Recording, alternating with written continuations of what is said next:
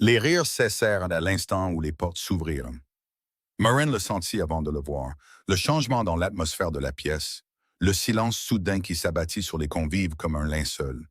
Ses doigts se resserrèrent sur son verre de vin alors qu'elle se tournait vers l'entrée de sa propre salle à manger, et le souffle lui manqua. Son mari se tenait dans l'embrasure de la porte. Lord Aldrich Vance, vicomte de Merriwood, son époux depuis 3 ans. L'homme qui ne l'avait pas touchée depuis 18 mois et la regardait à peine depuis 6. Il n'était pas seul. Une femme s'accrochait à son bras, belle d'une manière qui fit à Marin un mal familier à la poitrine. Des cheveux sombres tombaient en cascade sur des épaules nues, une robe cramoisie, plus décolletée que ne le permettait la bienséance. Des lèvres pleines, esquissant un sourire sans chaleur, seulement empreint de triomphe. Pardonnez notre retard, dit Aldrich, sa voix résonnant dans la pièce glacée. Non, j'ai amené une invitée. La main de Marin trembla. Le vin frôla le bord de son verre, une goutte de rouge tachant la nappe en dentelle blanche. 23 invités étaient assis à sa table, des lords et des ladies qu'elle avait passé des semaines à courtiser, des relations dont son mari prétendait avoir besoin pour ses ambitions politiques. 23 témoins de son humiliation. Voici Vérène, continua Aldrich, guidant la femme d'une main possessive sur sa taille. Elle va rester avec nous pour une durée indéterminée. Le mot tomba comme une gifle. Marin entendit des murmures s'élever, des éventails s'ouvrir brusquement, des têtes se tourner, le bruissement du scandale se propageant à travers la soie et le velours. La bouche de Lady Pemberton s'ouvrit en grand. Lord Ashcroft toussa dans son brandy. Quelqu'un près de la fenêtre eut même un hoquet de surprise. Elle devrait dire quelque chose. Une hôtesse bienveillante aplanirait la situation. Elle trouverait les mots pour apaiser la tension et garderait son sang-froid à tout prix. Mais la langue de Marin semblait pâteuse et inutile. Sa gorge se noua, bloquant les mots qui refusaient de se former. Les yeux de Vérène croisèrent les siens à travers la pièce, et la femme sourit plus largement, victorieuse, sûre d'elle. « Vous êtes à ma place, » dit Vérène, sa voix portant le poison mielleux de la certitude. La chaise à la droite d'Aldrich, le siège de la vicomtesse, sa place à elle. « Je... » commença Marin, mais Aldrich la coupa. « Marin, déplace-toi. » 2 mots, prononcés sans même la regarder, prononcés comme si elle était une servante, une gêne, un meuble mal placé. Quelque chose se fissura en elle, pas brisé. Elle était brisée depuis longtemps, quelque part durant la première année de silence froid et de lits encore plus froids. Ceci était différent. C'était le bruit de quelque chose qui cède enfin après des années de pression, comme la glace sur un lac gelé, juste avant de vous précipiter dans les ténèbres. Elle se leva. Ses jambes semblaient appartenir à quelqu'un d'autre alors qu'elle s'éloignait de la table, alors qu'elle regardait Vérène se glisser à sa place, alors qu'Aldrich s'asseyait sans reconnaître l'existence de sa femme. Les murmures s'intensifièrent. Marin se dirigea vers le bord de la pièce, cherchant l'ombre, cherchant une issue, cherchant un endroit où elle pourrait s'effondrer sans public. Sa vision se brouilla de larmes qu'elle refusait de verser, et elle faillit percuter un mur de costumes de soirée noire. Elle leva les yeux. Un homme se tenait devant elle, grand, les cheveux sombres, avec un visage taillé dans le marbre et des yeux de la couleur d'une tempête d'hiver. Elle ne le reconnut pas. Il n'était pas sur sa liste d'invités. Il ne devrait même pas être là. Mais il la regardait, elle, pas à travers elle, comme le faisait Aldrich, pas en l'évitant, comme la société avait appris à le faire en s'adressant à une épouse au statut déclinant. Il la regardait avec une intensité qui lui donna la chair de poule et lui coupa le souffle. « Vous êtes Marin Ashwell, dit-il, son nom de jeune fille. Personne ne l'avait appelée ainsi depuis 3 ans. Marin Vance, corrigea-t-elle automatiquement, sa voix plus stable qu'elle ne se sentait. Lady Vance. Non, sa voix était basse, assurée, comme le tonnerre grondant sur des collines lointaines. Vous êtes Marin Ashwell, fille de Silas Ashwell, et vous m'avez été promise en fiançailles avant que la famille Vance ne rachète les dettes de votre père. La pièce tourna. « Je ne comprends pas, » murmura-t-elle. Il s'approcha, assez près pour qu'elle puisse sentir une odeur de cèdre et quelque chose de plus sombre. De la fumée, peut-être, ou les suites d'un incendie. « Non, votre père a fait une promesse, » dit l'étranger, « avant de tout perdre, avant que votre famille ne vous vende pour couvrir des dettes que vous n'aviez jamais contractée. Il vous a promise au duc de Thornhaven. Duc, le mot résonna dans son crâne comme une cloche. Elle connaissait le duc de Thornhaven. Tout le monde le connaissait. Le lord célibataire le plus puissant d'Angleterre, reclus, impitoyable en affaires. On disait qu'il avait détruit 3 compagnies de commerce et 2 maisons nobles qu'il avait contrariées. On disait aussi qu'il cherchait une épouse, bien qu'aucune femme n'ait jamais été jugée digne de lui. Vous êtes, commença-t-elle, Corwin Thorne. Il inclina légèrement la tête dans une parodie de courtoisie. Et je suis venu chercher ce qui m'appartient. De l'autre côté de la pièce, Aldrich rit de quelque chose que Vérène venait de dire, sa main remontant le long du bras de la jeune femme à la vue de toute l'assemblée. Il n'avait pas remarqué le duc. Il n'avait pas remarqué sa femme parlant à un étranger. Il avait cessé de la remarquer depuis longtemps. « Je suis marié, dit Marin, les mots ayant un goût de cendre, à un homme qui me doit 40 000 livres. Les yeux du duc ne la quittèrent pas. À un homme qui vient de déclarer publiquement qu'une autre femme est sa compagne préférée, à un homme qui, je le soupçonne, n'a pas été un mari pour vous au sens propre du terme depuis un certain temps. » Ses joues s'enflammèrent. La vérité de ses paroles la brûlait. « Que voulez-vous » demanda-t-elle. Le duc de Thornhaven la regarda. Il regarda Marin Ashwell, l'épouse oubliée, la vicomtesse invisible, la femme qui venait d'être chassée de sa propre table, et il prononça un seul mot qui allait tout changer. « Vous ». Le mot resta suspendu entre eux, comme une lame en pleine chute. « Moi » répéta Marin, sa voix creuse. « Vous ». Le duc ne s'y pas. La dette de votre père envers ma famille précédait de 3 mois sa dette envers les Vance. Le contrat de fiançailles a été signé, attesté et déposé auprès des tribunaux avant même que Sluss Ashwell n'envisage l'offre de Lord Vance. Le sol se déroba sous ses pieds. C'est impossible. Mon père n'a jamais mentionné. Votre père était désespéré. Les Vance ont offert un soulagement immédiat. Les conditions de ma famille exigeaient de la patience, une cour de 2 ans, un mariage en bonne et due forme, des dispositions pour votre éducation et votre confort, du temps que votre père n'avait pas. La mâchoire du duc se crispa.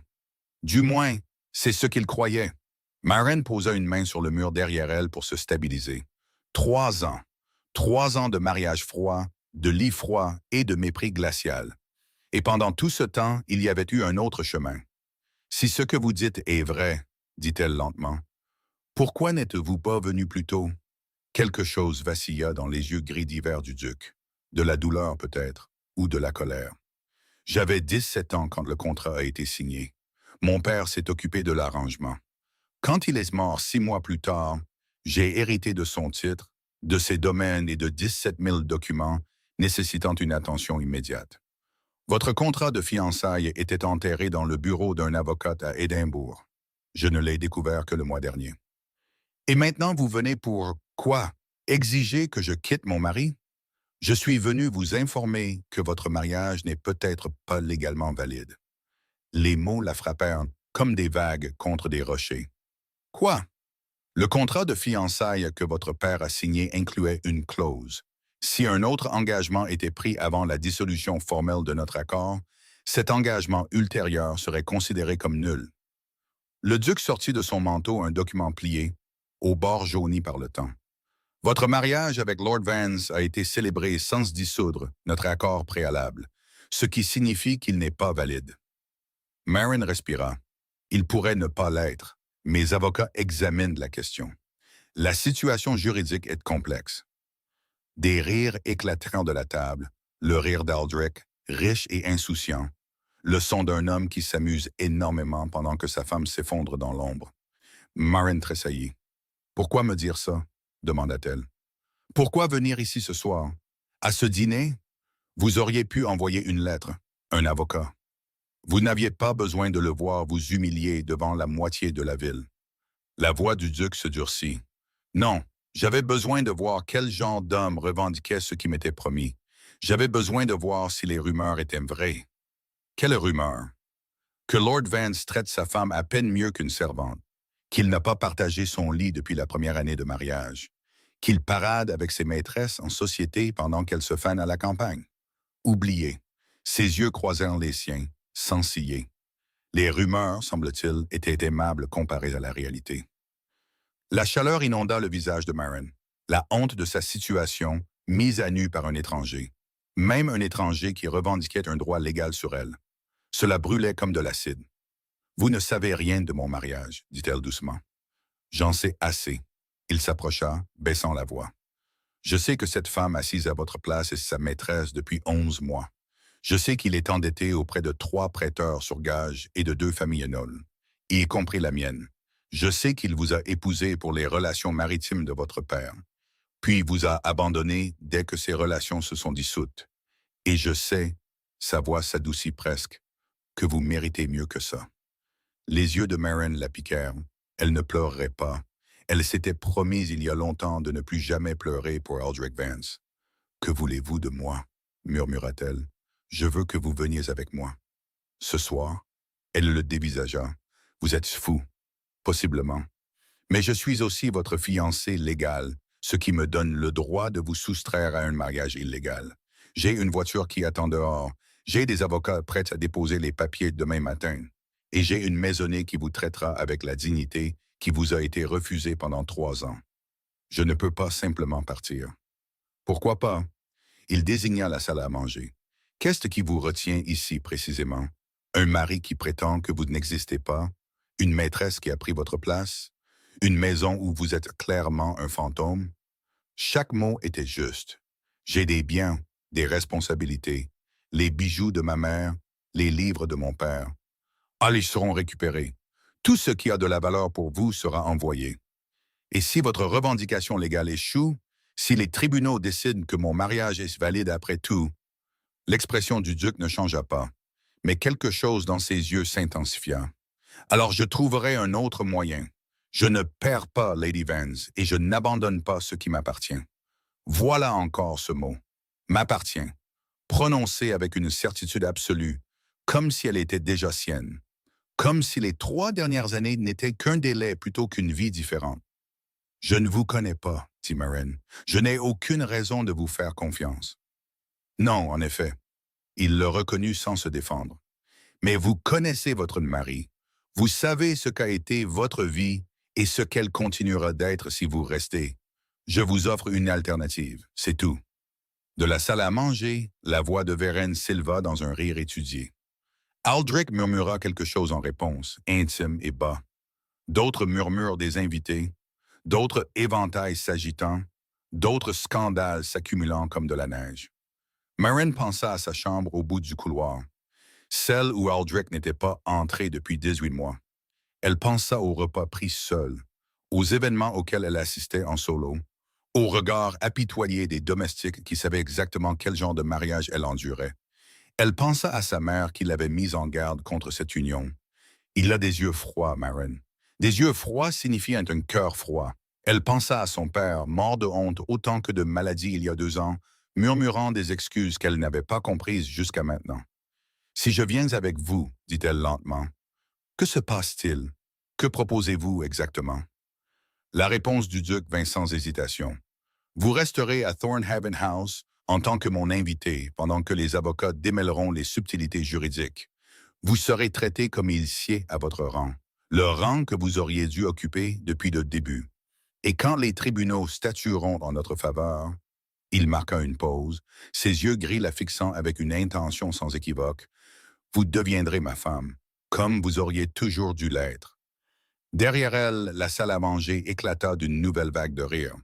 Devant elle, un étranger offrait une issue. « J'ai besoin de temps pour réfléchir, » dit-elle. « Vous avez jusqu'à la fin du dessert. » Le duc inclina légèrement la tête. « Après ça, ma voiture part, avec ou sans vous. » Il se tourna et se dirigea vers le salon, disparaissant par les portes aussi silencieusement qu'il était apparu. Maren se tenait seule dans l'ombre. Son cœur battait la chamade contre ses côtes. Elle regardait son mari trinquer avec sa maîtresse avec un vin acheté au nom ruiné de sa famille. Elle avait 20 minutes pour décider. Le dessert arriva dans une procession de fruits confits et de crème. Maren regardait depuis l'embrasure de la porte les domestiques placer de la porcelaine délicate devant chaque invité, tandis que Vérène s'exclamait sur le talent artistique, tandis qu'Aldrich souriait avec indulgence à sa maîtresse sans jamais jeter un regard vers l'ombre où sa femme se tenait, brisée. 18 minutes. Elle trouva le duc dans le salon, debout devant la cheminée, le dos aux flammes. Il ne se retourna pas quand elle entra, mais elle vit ses épaules se tendre légèrement, conscient sans le montrer. « J'ai des conditions, dit-elle. Alors il se retourna. Un sourcil sombre se leva. « Vraiment? 3. Si vous voulez que je parte avec vous ce soir, vous accepterez les 3. » Pendant un long moment, il se contenta de l'étudier. La lumière du feu sculptait ses traits en un relief plus net. La mâchoire forte, le nez aristocratique, les yeux qui semblaient voir à travers les faux semblants. La plupart des hommes auraient ri d'une femme dans sa position faisant des demandes. La plupart des hommes lui auraient rappelé qu'elle n'avait aucun moyen de pression. Le duc dit « Énoncez-les ». La colonne vertébrale de Marin se redressa. Premièrement, quelle que soit la décision des avocats, quelle que soit la décision des tribunaux, je ne serai pas traité comme une propriété. On m'a promis à vous sans que je le sache ou que j'y consente. J'ai épousé Aldrich sans comprendre toute la situation. Je ne serai donc pas transféré de la propriété d'un homme à celle d'un autre sans avoir mon mot à dire sur mon propre destin. Raisonnable, dit le duc. Continuez. Deuxièmement, les bijoux de ma mère, les livres de mon père, le portrait de mes parents qui est accroché dans mon salon privé. Ces choses m'appartiennent, pas au domaine des Vance. Elles seront récupérées, quelle que soit la réaction d'Aldrich à mon départ. Déjà prévu. Suivant. Son accord facile la déstabilisa. Elle s'était attendue à une dispute, à une négociation, au genre de mépris auquel Aldrich l'avait habituée. Cette acceptation calme semblait étrangère, presque suspecte. Troisièmement, elle prit une profonde inspiration. Si voyant ainsi, à un moment quelconque de ce processus, je décide que je ne souhaite pas vous épouser, pour quelque raison que ce soit ou sans raison du tout, je serai libre de partir. Vous ne brandirez pas le contrat de fiançailles contre moi. Vous n'utiliserez pas de pression légale pour me forcer à obéir. On me donnera les ressources nécessaires pour m'établir de manière indépendante, que ce soit en tant que veuve, divorcée ou quel que soit le statut que les tribunaux m'attribueront. Cette fois, le duc resta silencieux. Le feu crépitait. Quelque part au loin, une horloge sonna le quart d'heure. Vous me demandez d'investir des ressources considérables pour vous extraire d'un mauvais mariage, dit-il enfin, sans aucune garantie de retour. Je vous demande de me traiter comme une personne plutôt que comme un trophée. Et si la personne décide qu'elle ne veut rien avoir à faire avec moi? Marin soutint son regard. Alors vous aurez fait une bonne action pour quelqu'un qui en avait désespérément besoin. On m'a dit que c'est une récompense en soi. Les lèvres du duc se contractèrent. Pas tout à fait un sourire, mais presque. La première fissure dans sa façade de marbre. Vous n'êtes pas ce à quoi je m'attendais, dit-il. Vous vous attendiez à de la gratitude et de la soumission?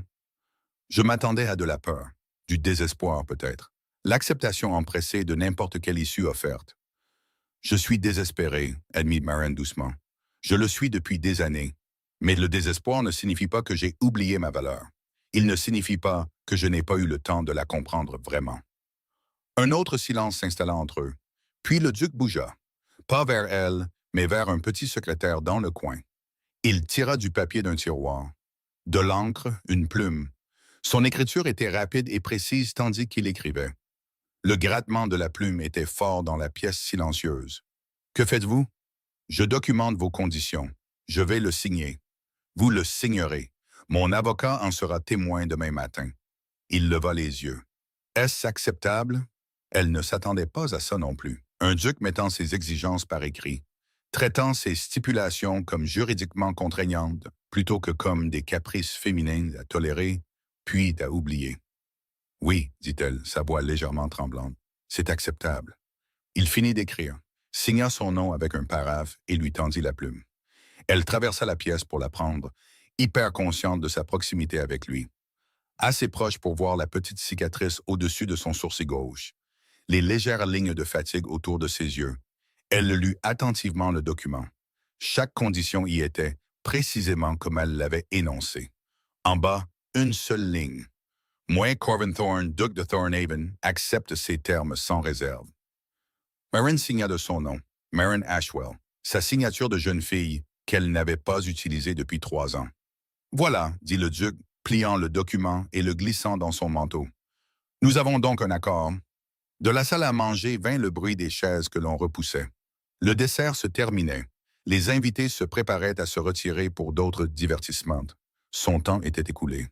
La voiture attend à la porte du jardin, dit le duc. Vous pouvez l'atteindre par le couloir des domestiques sans être vu. Mon homme, Harwick, vous escortera. Je resterai ici assez longtemps pour faire diversion. Vous avez déjà fait ça. Extraire des épouses réticentes de dîner. Non, ses yeux gris croisèrent les siens. C'est totalement sans précédent. Elle aurait dû trouver cela alarmant.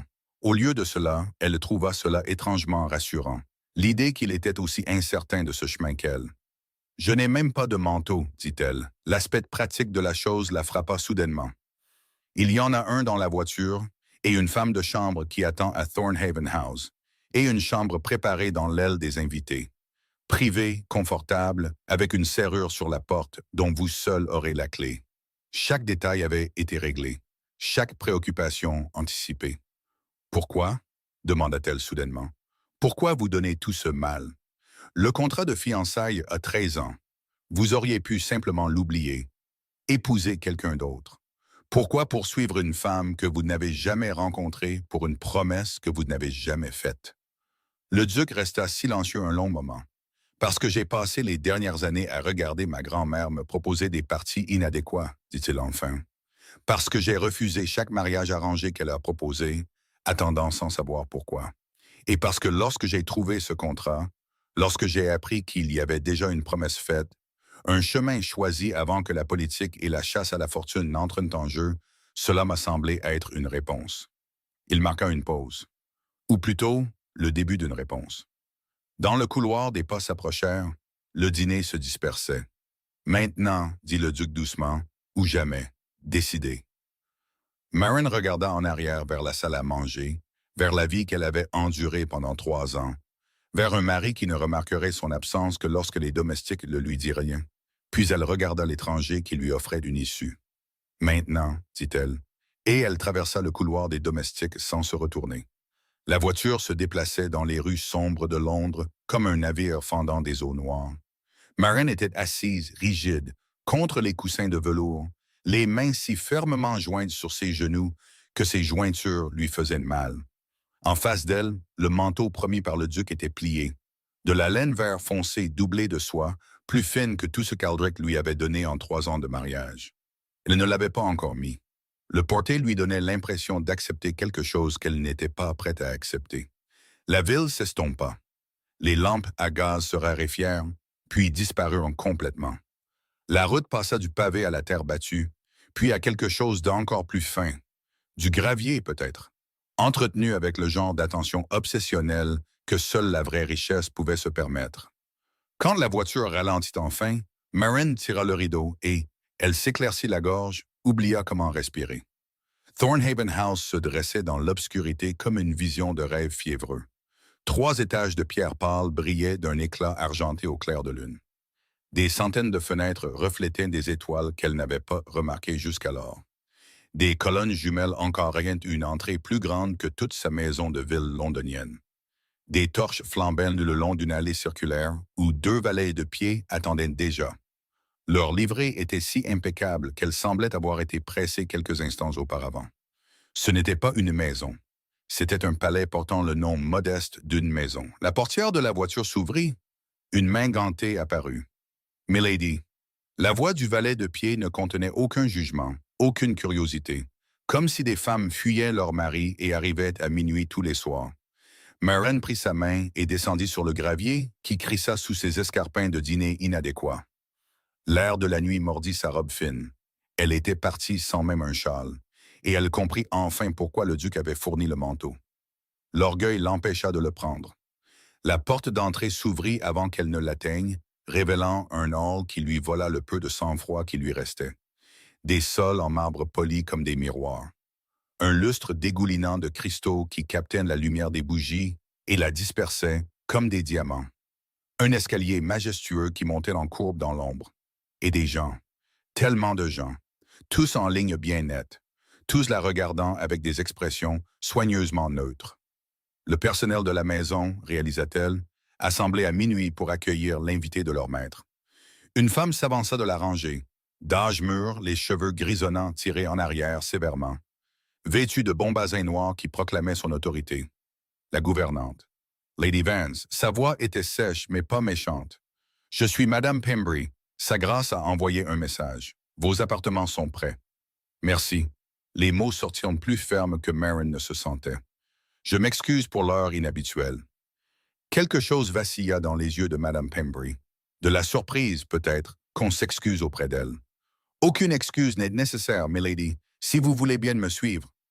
Ils montèrent dans l'escalier, traversèrent des couloirs bordés de portraits et de tapisseries, et passèrent devant des portes fermées qui laissaient deviner des pièces que Marin ne pouvait imaginer.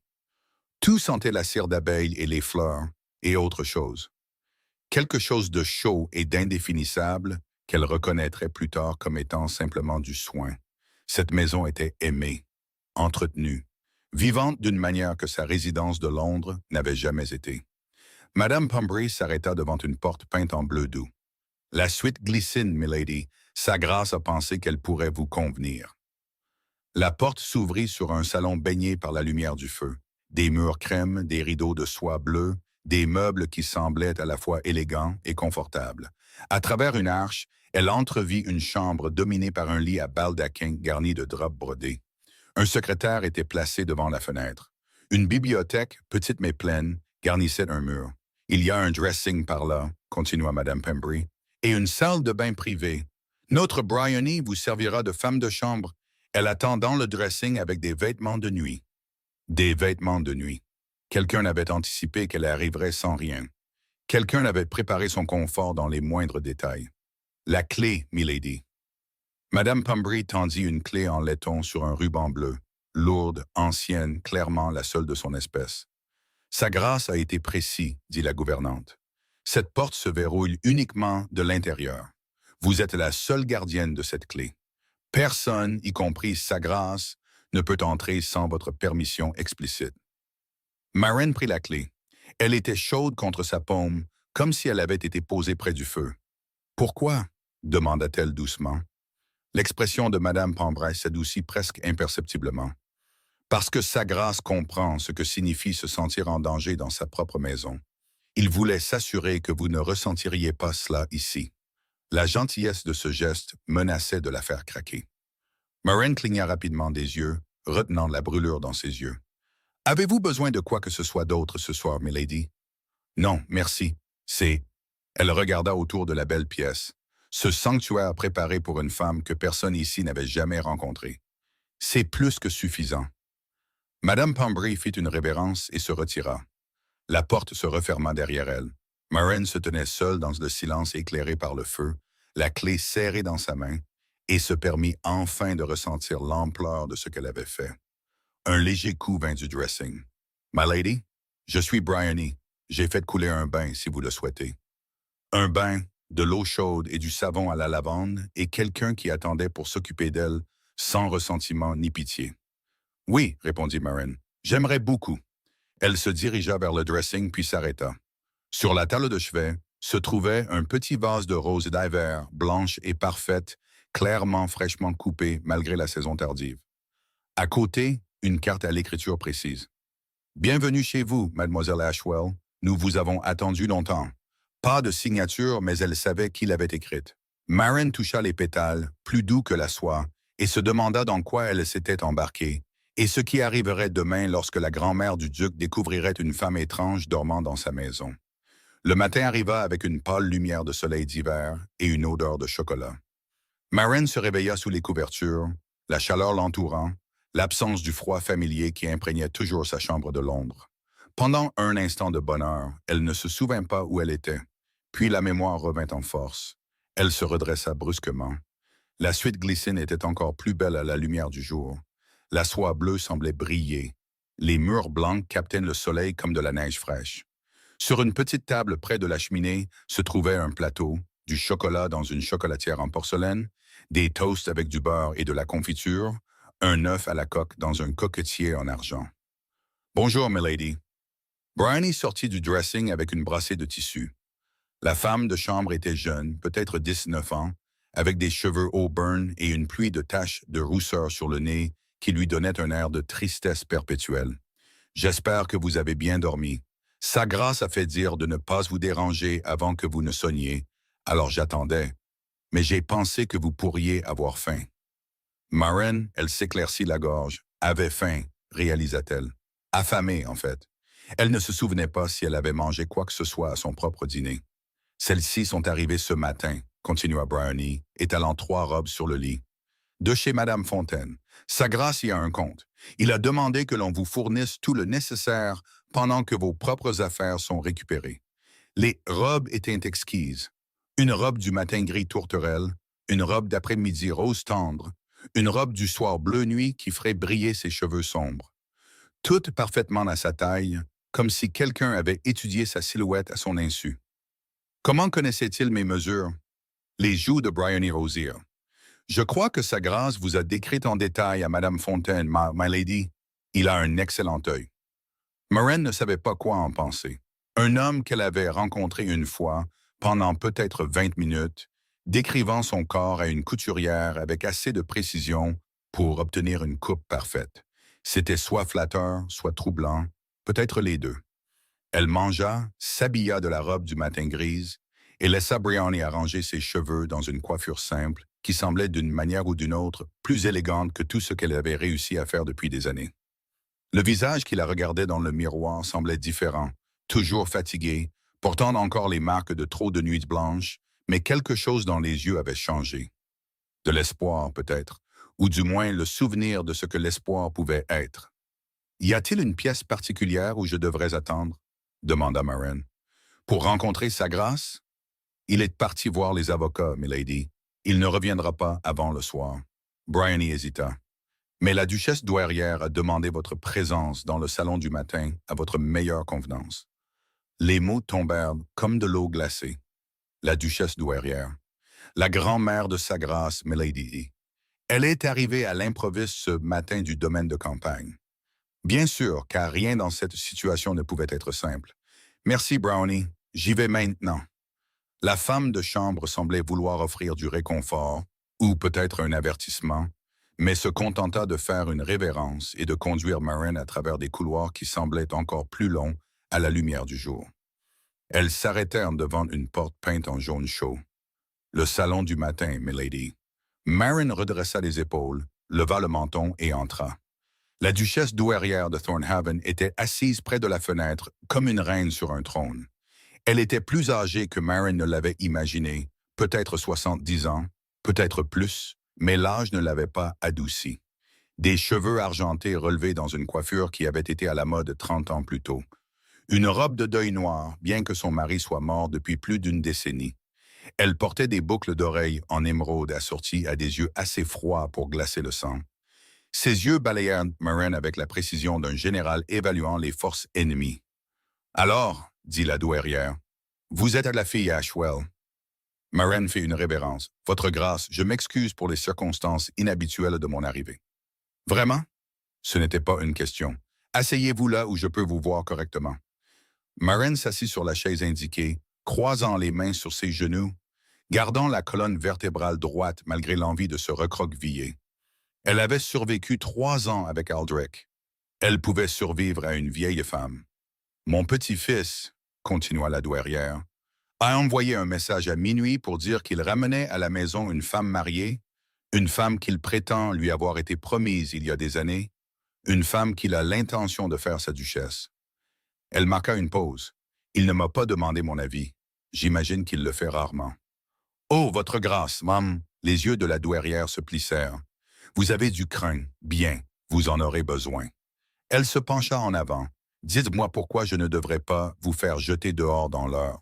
Parce que votre petite-fils a signé un accord juridiquement contraignant sur mes conditions hier soir. Toute violation de cet accord, y compris mon renvoi forcé, compliquerait probablement sa position de manière significative. » Silence Ridouin. Puis, de manière inattendue, la douairière rit. Ce n'était pas un son chaleureux, mais il n'était pas non plus entièrement cruel. « Il m'a dit que vous étiez intelligente. Je vois qu'il n'exagérait pas. » Elle se rassit. « Très bien, mademoiselle Ashwell. Parlons franchement. Vous avez été mariée à Aldrich Vance pendant 3 ans, un homme que je connais bien, car il essaie d'emprunter de l'argent à cette famille depuis avant votre rencontre. Pourquoi votre père l'a-t-il choisi plutôt que mon petit-fils? Je ne savais pas qu'il y avait un choix. Les fiançailles avec sa grâce ne m'ont jamais été mentionnées. Pratique. Vrai. Marin croisa le regard de la vieille femme. J'avais 18 ans. Les affaires de mon père périclitaient. Lord Vance est apparu avec des offres d'aide, des exigences de rapidité, des promesses qui semblaient dorées à l'époque. J'ai été marié en 6 semaines. À ce moment-là, je soupçonne que mon père avait oublié l'existence du duc de Thornhaven ou avait choisi de l'oublier. Les Vance offraient un sauvetage immédiat. Nous offrions une stabilité qui exigeait de la patience. L'expression de la douairière changea légèrement. Votre père était un imbécile. Mon père était désespéré. Il y a une différence. Vraiment? Oui, les imbéciles n'apprennent pas de leurs erreurs. Mon père a passé ces dernières années à essayer de réparer les siennes. Il est mort en s'excusant encore. Quelque chose vacilla dans les yeux de la douairière. De la reconnaissance peut-être, ou un souvenir. Mon petit-fils n'est pas un homme facile, dit-elle brusquement. Il a été blessé de manière qui ne se voit pas en surface. Son père, mon fils, est mort quand Corvin avait 17 ans. Un accident de chasse, ont-ils dit, bien que j'ai mes doutes. Il s'est retiré du monde après ça, s'est enterré dans des domaines, le titre, les responsabilités. Il n'a laissé personne s'approcher depuis 13 ans. Marin absorba cela. Le duc avait donc 30 ans et était seul depuis qu'il était à peine plus qu'un garçon. Pourquoi me dites-vous cela, votre grâce? Parce que j'ai besoin de savoir ce que vous avez l'intention de faire. Le regard de la douairière s'aiguisa. Êtes-vous ici pour échapper à un mauvais mariage? Ou êtes-vous ici pour mon petit-fils? Ce ne sont pas les mêmes choses. La question méritait l'honnêteté. Je ne sais pas, admit Marin. Hier soir, je regardais mon mari trinquer avec sa maîtresse dans ma propre salle à manger, et 20 minutes plus tard, je montais dans la voiture d'un étranger. Je n'ai pas eu le temps d'avoir des intentions. J'essaie simplement de survivre. La survie. La douairière répéta le mot comme si elle le goûtait. Ça, je comprends. Elle se leva, et Marin se leva avec elle. Je vous observerai, mademoiselle Ashwell. Chaque mot, chaque action. Si vous blessez mon petit-fils, si vous vous jouez de lui ou l'utilisez, ou le brisez encore plus qu'il ne l'est déjà, je vous détruirai. La portée de ma famille est considérable. Je n'apprécierai pas de vous ruiner, mais je le ferai complètement. Je comprends, votre grâce. Vraiment. La douairière se dirigea vers la porte, puis s'arrêta. Il n'a pas regardé une femme depuis 13 ans. Pas comme il a regardé en parlant de vous hier soir. Je ne sais pas si je dois en être reconnaissante ou terrifiée. Elle sortit de la pièce, laissant Marin seule avec la lumière du soleil d'hiver et un avertissement qui ressemblait beaucoup à de l'espoir. Les jours qui suivirent se passèrent dans une étrange sorte de limbe. Marin existait entre deux mondes, n'étant plus une épouse, mais pas encore autre chose. Elle prenait ses repas livrés dans sa chambre, se promenait dans des jardins trop beaux pour être réels, et évitait la douairière avec l'instinct d'une proie fuyant un prédateur. Des avocats allaient et venaient, parlant au duc derrière des portes closes de sujets auxquels elle n'était pas conviée. Ses affaires arrivèrent de Londres le 3e jour, portées par des valettes de pied qui manipulaient les bijoux de sa mère comme des reliques sacrées. Le duc lui-même restait insaisissable. Elle l'entrevoyait parfois, traversant un couloir, entrant dans son bureau, partant à l'aube sur un cheval de la couleur des nuages d'orage. Il ne l'approchait jamais, ne cherchait jamais la conversation. Le document qu'ils avaient signé semblait servir à la fois de lien et de barrière, les liant légalement tout en les gardant personnellement séparés. Le 5e soir, l'agitation la poussa hors de sa chambre. Thornhaven House, la nuit, était une créature entièrement différente. Les ombres s'accumulaient dans les coins où la lumière du jour jouait habituellement. Les portraits semblèrent la regarder passer, des générations de Thorne observant cette intruse au milieu d'eux. Elle erra sans destination, faisant glisser ses doigts le long des boiseries et s'arrêtant aux fenêtres pour regarder les jardins éclairés par la lune en contrebas. Elle trouva la bibliothèque par accident. La porte était légèrement entr'ouverte, une lumière chaude se déversant dans le couloir comme une invitation. Marin la poussa et s'arrêta, le souffle coupé pour la 2e fois depuis son arrivée dans cette maison impossible. Des livres, des milliers, sur des étagères atteignant un plafond peint de nuages et de figures classiques. Des échelles roulantes attachées à des rails en laiton. Des fauteuils de lecture positionnés près des cheminées. De petites tables attendant le thé et les biscuits. L'odeur du cuir, du papier et du temps, le parfum particulier de la connaissance accumulée. Vous avez trouvé le sanctuaire de mon père. Elle se retourna vivement.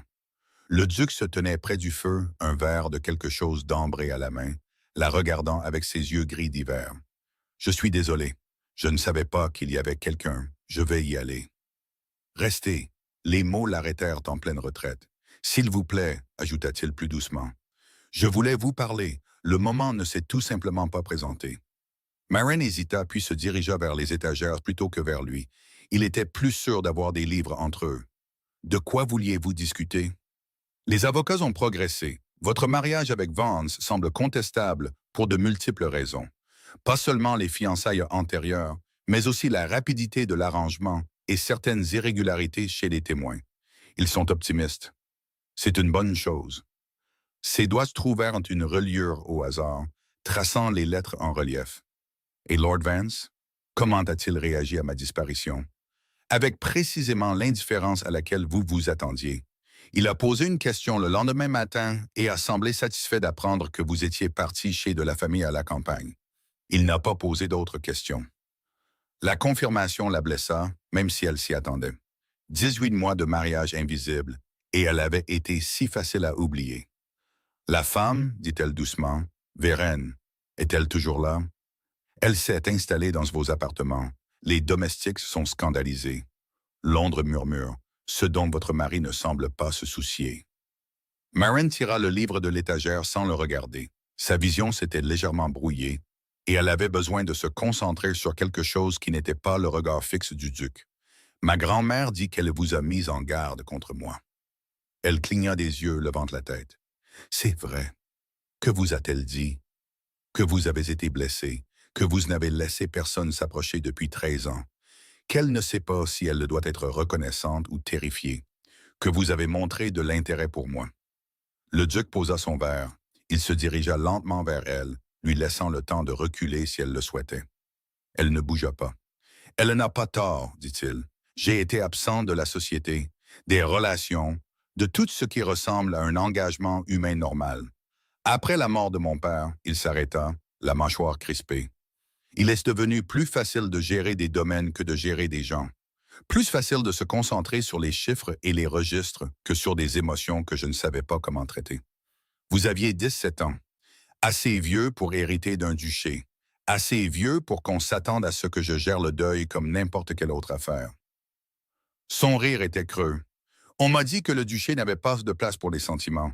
Alors j'ai éliminé les sentiments, assez efficacement pendant 13 ans. » Marin baissa les yeux sur le livre qu'elle tenait, les sonnettes de Shakespeare.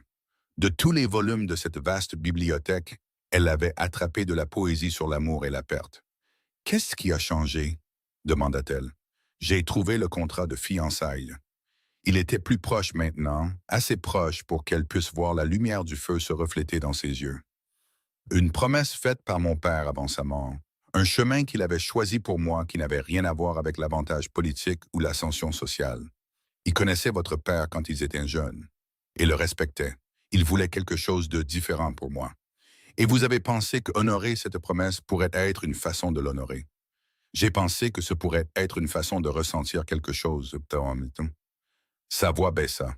J'avais raison. Le cœur de Marin battait trop vite. Vous ne me connaissez pas.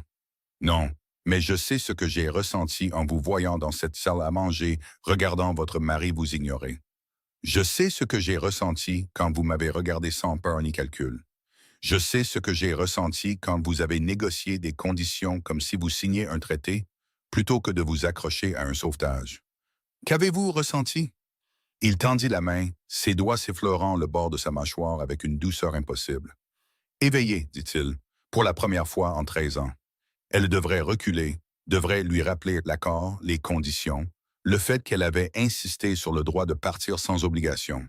Mais son contact envoya une chaleur se répandre dans sa poitrine, et ses yeux la fixaient avec une intensité qui lui donnait l'impression d'être vue pour la première fois. « C'est compliqué, murmura-t-elle, incroyablement. Je suis toujours techniquement marié, pour l'instant. Votre grand-mère pense que je pourrais vous détruire.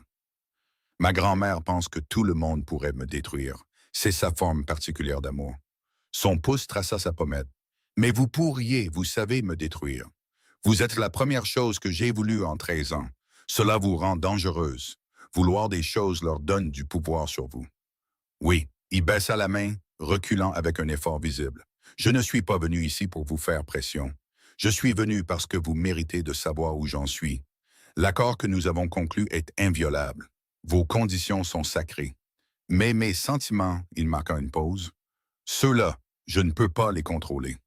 Il reprit son verre et se dirigea vers la porte, s'arrêtant sur le seuil. La bibliothèque est à vous quand vous le voulez. Mon père aurait approuvé. Puis il disparut, laissant Maren seule avec Shakespeare et la lumière du feu, et la terrifiante prise de conscience qu'elle voulait qu'il revienne. Le bal d'hiver de la marquise de Kelworth était le dernier endroit où Maren s'attendait à se retrouver. 2 semaines s'étaient écoulées depuis son arrivée à Thornhaven House. 2 semaines de distance prudente, de regards chargés et de conversations dans la bibliothèque qui la laissaient sans voix. Les avocats avaient déposé les documents préliminaires. Les tribunaux examinaient les preuves et Londres, semblait-il, était désespéré de voir la femme au centre du scandale. « Dites-vous que vous n'êtes pas obligé de faire ça », dit Kirby alors que la voiture roulait dans les rues éclairées par les lampadaires. Il était assis en face d'elle, d'une beauté ravageuse en tenue de soirée noire, ses yeux gris assombris par l'inquiétude. La société peut attendre. La société attend depuis 2 semaines. Plus longtemps et les spéculations deviendront ingérables. Maren lissa la robe bleu nuit, celle de Madame Fontaine, celle qui lui donnait l'impression d'être quelqu'un qu'elle n'avait jamais été autorisée à être. De plus, la douairière insiste. « Pas d'y être assis. » La douairière, assise à côté de Corvan, émit un son d'approbation. Elle s'était légèrement réchauffée envers Maren au cours des 2 dernières semaines, ou du moins avait cessé de la menacer de destruction aussi fréquemment. Ce soir, elle portait de la soie noire et les saphirs de Thornhaven, incarnant en tout point la formidable matriarche. « Le beau monde doit vous voir, » dit la douairière sèchement. « Pas comme l'épouse abandonnée de Vance, mais comme la future duchesse de Thornhaven. La présentation compte. Le récit compte. Ce soir, nous contrôlons le récit. » La voiture s'arrêta. Par la fenêtre, Maren pouvait voir le manoir de Kelworth illuminé de bougies. Des invités affluaient sur les marches de marbre en rivières de soie et de bijoux. Son estomac se noua. La main de Corvan trouva la sienne dans l'obscurité. « Restez près de moi, quoi qu'il arrive. » Elle hocha la tête, ne faisant pas confiance à sa voix. Ils entrèrent ensemble, le duc, la douairière et la femme dont tout Londres murmurait. La salle de bal se tut d'un coup, les conversations s'éteignant alors que les têtes se tournaient et que les éventails s'ouvraient brusquement. Maren sentit des centaines d'yeux cataloguer sa robe, ses bijoux, et la façon dont la main de Corvan reposait au creux de son dos. Les murmures commencèrent presque immédiatement. « Ah, c'est elle, la femme Vance. Audacieux de la part de Thornhaven de l'amener ici. Est-il vrai qu'elle est simplement partie pendant le dessert? » Corvan la guida en avant, son expression taillée dans la pierre, n'accordant d'attention à personne. La foule s'écarta devant eux comme l'eau devant la proue d'un navire. Au fond de la salle de bal, leur hôtesse attendait. Lady Kelworth, une femme redoutable aux cheveux argentés et aux yeux perspicaces. « Votre grâce, dit-elle d'abord à la douairière, puis à Corvan, quel plaisir. » Son regard se posa sur Maren avec une curiosité non dissimulée. « Et Mademoiselle Ashwell, quel plaisir de vous rencontrer enfin. J'ai connu votre père il y a des années, un homme brillant. » « Merci, Lady Kelworth. Il parlait en bien de l'amitié de votre famille. » L'expression de la marquise s'adoucit légèrement. Gracieuse sous la pression, je vois que les rapports n'étaient pas exagérés. Elle se pencha plus près, puis baissa la voix. « Les vautours tournent, ma chère. Ne leur donnez pas satisfaction. » C'était un avertissement et une bénédiction tout à la fois. L'orchestre entama une valse. Corvan se tourna vers Maren, lui offrant sa main avec la formalité d'un homme qui avait passé des semaines à maintenir une distance prudente. « M'accordez-vous cette danse, Mademoiselle Ashwell? » Elle plaça sa main dans la sienne. « Je vous l'accorde, votre grâce. » Ils prirent la piste seuls, une autre entorse à l'étiquette, une autre déclaration. Maren sentit le poids de l'observation de tous les coins de la pièce, Mais au moment où la main de Corvin se posa sur sa taille, tout le monde sembla s'effacer. « Vous tremblez, murmura-t-il. Je suis terrifié. » Ça ne se voit pas. Son pouce traça un petit cercle contre son dos. « Vous êtes magnifique. » Ils se déplaçaient ensemble avec une grâce surprenante, les pas venant plus facilement qu'elle ne l'avait prévu. Corvin menait avec assurance, la guidant dans les tours et les pirouettes comme s'ils avaient dansé ensemble 100 fois. « Les gens nous regardent, » murmura-t-elle. « Laissez-les regarder. Laissez-les voir exactement ce que je vois. » Et qu'est-ce que c'est? Ses yeux gris croisèrent les siens avec une intensité qui lui coupa le souffle. La femme que je vais épouser. Son cœur trébucha. Les tribunaux n'ont pas encore statué. Ils le feront. Et quand ils le feront, il l'attira légèrement plus près, juste une fraction, mais assez pour que les langues se délient. Je ne veux aucune confusion sur mes intentions. La valse se termina trop tôt. Ils se séparèrent avec une formalité appropriée, mais la peau de Maren picotait encore là où sa main avait été. D'autres couples rejoignirent la piste. La douairière apparut avec un vieux comte qu'elle avait l'intention de charmer pour qu'ils soutiennent leur cause. Maren se retrouva entraîné dans une conversation avec les filles de Lady Kelworth, qui semblait sincèrement amicale malgré le scandale qui entourait leur invité. Elle commençait presque à se détendre quand elle les vit. Aldrich se tenait près de la table des rafraîchissements, un verre de champagne à la main, l'air aussi nonchalamment beau que jamais. À côté de lui, drapé dans une soie cramoisie assortie à ses lèvres, se tenait Vérène. Le sang de Maren se glaça. « Respirez », dit une voix à côté d'elle. Corvin s'était matérialisé à son coude, son expression meurtrière. « Ils sont ici pour provoquer. Ne leur donnez pas satisfaction. Je ne pensais pas qu'ils seraient un invité. » Lady Kelworth ne pouvait pas refuser sans faire une déclaration qu'elle n'était pas prête à faire. Mais elle les surveille attentivement. Le regard d'Aldrich trouva Maren à travers la salle de bal. Il sourit, ce sourire charmant et vide qu'elle avait autrefois cru signifier de l'affection, et leva son verre en un salut moqueur. Puis il se tourna pour murmurer quelque chose à Vérène et tous deux rirent. « Je veux partir, » dit Maren doucement. « Pas encore. Si vous fuyez maintenant, il gagne. » La main de Corvin trouva la sienne, la serrant une fois. « Restez, laissez-les voir qu'ils ne peuvent pas vous briser. » Elle resta. La soirée se poursuivit dans un tourbillon de présentations et de conversations prudentes. Maren sourit jusqu'à ce que son visage lui fasse mal, répondit à des questions sur l'héritage de son père et ses projets d'avenir, et détourna les questions sur son mariage avec une vague étudiée. Pendant tout ce temps, elle sentit Aldrich l'observer, attendre. L'attaque survint pendant le souper. Elle s'était éloignée de la table pour trouver le salon de repos, ayant besoin d'un moment d'intimité pour se ressaisir. Le couloir était faiblement éclairé, calme après le tumulte de la salle de bal. Vérène apparut de nulle part. « Mademoiselle Ashwell », son sourire contenait un venin à peine dissimulé. « Ou devrais-je encore vous appeler Lady Vance? Ce doit être si déroutant pour vous. » Mademoiselle Ashwell est correcte. Maren garda sa voix égale. « Mon mariage avec Lord Vance est en cours d'examen juridique. »« Ah oui, la fameuse contestation juridique. » Vérène s'approcha, son parfum écœurant. « Vous devez vous sentir très intelligente de courir vers un duc quand votre premier mari s'est avéré décevant. Dites-moi, mais aviez-vous prévu tout cela depuis le début? Trouver un homme plus riche et plus puissant et fabriquer une évasion commode? Je n'ai rien fabriqué. Le contrat de fiançailles était réel. Vraiment? Quelle chance qu'il soit apparu juste au moment où vous en aviez besoin. » Les yeux de Vérène brillèrent. « Aldrich dit que vous avez toujours comploté, jouant l'épouse dévouée tout en préparant votre fuite. Il dit que vous étiez froide, distante, totalement incapable de satisfaire un homme. » Les mots tombèrent comme des coups, chacun visant avec précision.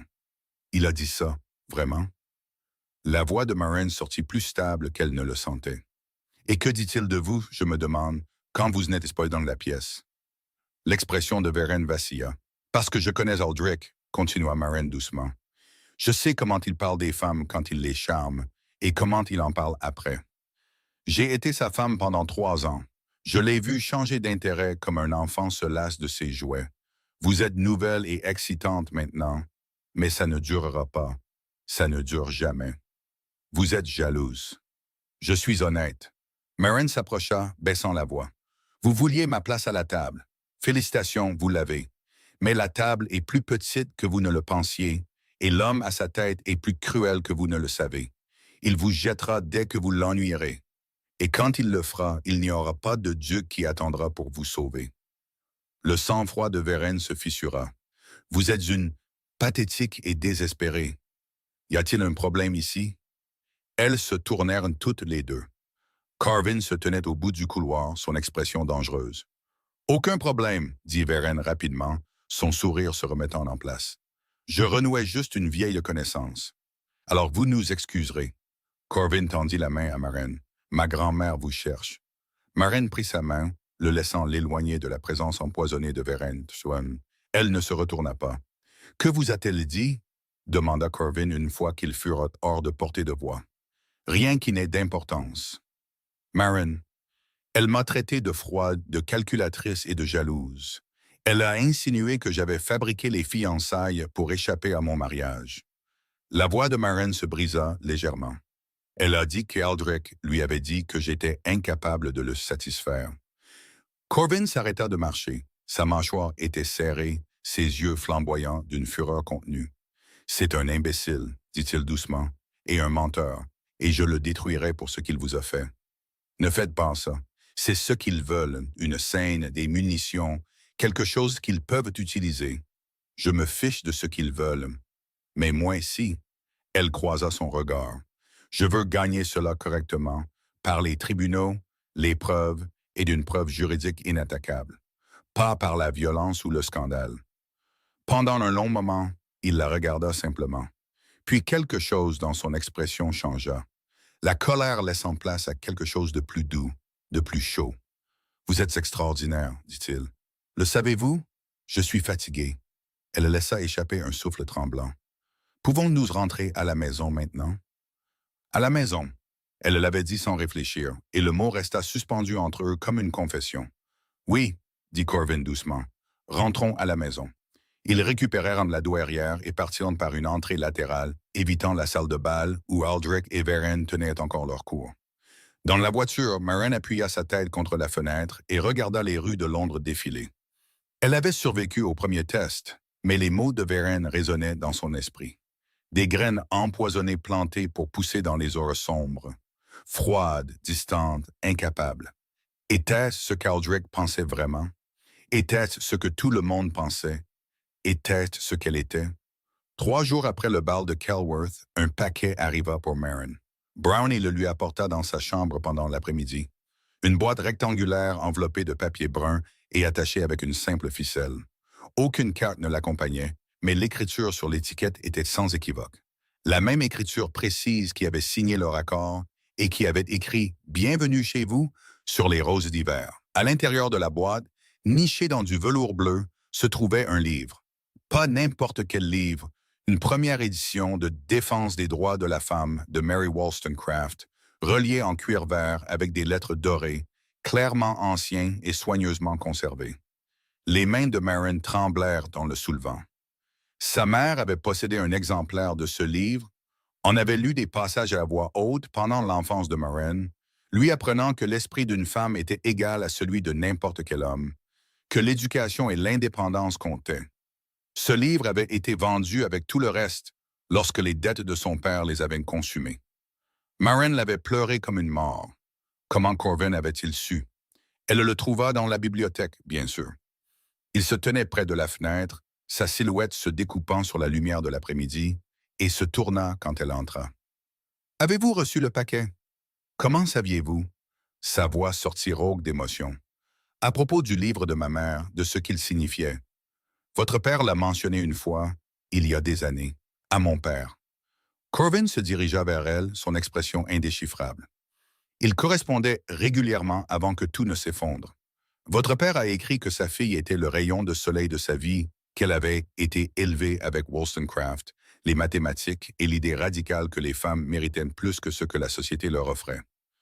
Maren serra le livre contre sa poitrine. « Vous avez ça depuis des années. Depuis que j'ai trouvé la correspondance. La même malle qui contenait notre contrat de fiançailles contenait des lettres entre nos pères s'étalant sur 2 décennies. Je les ai lues, essayant de comprendre ce qu'ils avaient prévu pour nous. Qu'avait-il prévu? Corvin était proche maintenant, assez proche pour qu'elle puisse voir la vulnérabilité sous sa surface soigneusement contrôlée. Ils avaient prévu un partenariat, dit-il doucement. Pas un mariage traditionnel de devoir et de convenance, mais quelque chose de plus rare. Deux esprits égaux choisissant de construire une vie ensemble. Mon père y croyait. Le vôtre y croyait. Ils ont choisi les enfants l'un de l'autre parce qu'ils espéraient que nous pourrions y croire aussi. Le poids de l'espoir hérité pesait sur sa poitrine. C'est une lourde attente à porter. Ce n'est pas obligé d'être une attente. Ça peut être une possibilité. Sa main se leva, planant près de son visage, mais sans tout à fait la toucher. Le soir du bal, quand nous sommes rentrés, vous avez appelé Thornhaven House votre maison. Elle se souvint. La chaleur inonda ses joues. Je n'aurais pas dû. Si vous auriez dû. Parce que c'est ce que je veux que ce soit. Votre maison, pas un refuge temporaire, pas un tremplin vers ailleurs, une maison qui vous appartient autant qu'à moi. Ses doigts entrèrent enfin en contact, écartant une mèche de cheveux de sa tempe. Les tribunaux n'ont pas encore statué. Je me fiche des tribunaux. Sa voix tomba à peine au-dessus d'un murmure. Je me soucie de vous, de savoir si vous vous sentez en sécurité ici, de savoir si vous pourriez un jour vous sentir plus qu'en sécurité. Le cœur de Marin battait la chamade. Que ressentez-vous? Tout. Les mots semblèrent lui être arrachés. Je ressens tout quand vous êtes près de moi. J'ai passé 13 ans à ne rien ressentir, et maintenant je ne peux plus m'arrêter. C'est terrifiant et merveilleux, et je ne sais pas quoi faire de tout ça.